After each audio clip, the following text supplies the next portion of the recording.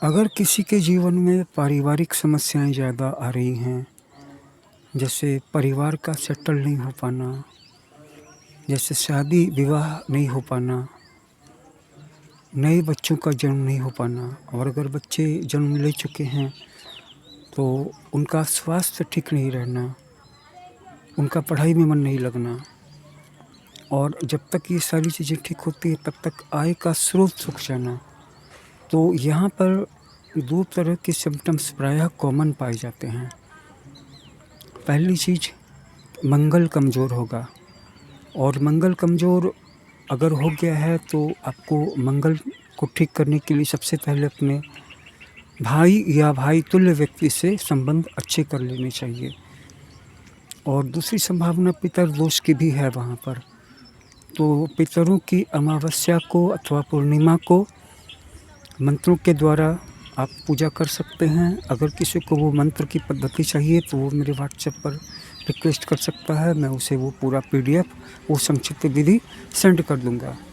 और तीसरी जो सबसे बड़ी संभावना है वो इस बात की है कि इस तरह की समस्याएँ अक्सर उन लोगों के साथ पाई जाती है। मैंने देखा है कि बहुत सारे लोग ऐसे भी हैं जो कि काफ़ी पैसे वाले हो गए हैं, लेकिन फिर उनके घर में कोई उनका अपना शत्रु बन कर के, काल बन कर के उनके घर में खड़ा हो गया है। जैसे एक व्यक्ति ने कहा कि ये मेरी बहन जो है अपने पति से लड़ाई करके आकर के यहाँ पर ही रह रही है और कह रही है कि मुझे यहाँ पर हिस्सा चाहिए और किसी की बात नहीं मानती है, लेट से सो कर के उठती है और गंदी-गंदी गालियाँ देती है और पैसे की कोई कमी नहीं थी। तो मैंने बहुत ही ध्यान से देखा उनके जीवन को, तो वो एक खुद व्यक्ति ऐसे थे जो कि किसी को एक पैसा भी मदद नहीं करते थे। एक पैसा भी किसी को देने वाले नहीं थे, भयानक कंजूस थे। तो अगर आप किसी की मदद नहीं करते हैं, अगर आपके पास पैसे नहीं हैं तो रोटियों से ही कर दीजिए, पुराने कपड़ों से ही कर दीजिए। कुछ तो छोड़िए, कुछ तो छोड़ना ही पड़ेगा, कुछ तो दान करना ही पड़ेगा। तो अगर आप बिल्कुल भी कुछ भी नहीं छोड़ते हैं, तो आपके साथ फिर ये चीज़ें, ऐसी चीज़ें हो सकती हैं। ये मैंने अनुभव में पाया है। तो पहली चीज़ मंगल को ठीक कीजिए, भ्रातृद्रोह छोड़ दीजिए। दूसरी चीज़ पितर दोष की शांति कर लीजिए। अगर किसी को मंत्र चाहिए तो व्हाट्सएप पे संपर्क करें।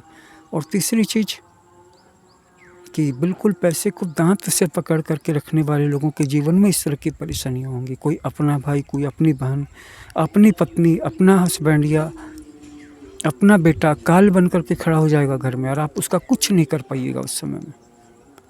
तो एकदम से इतना इस लेवल का कंजूस नहीं बनना है। लोगों की मदद करनी है और दान करना है।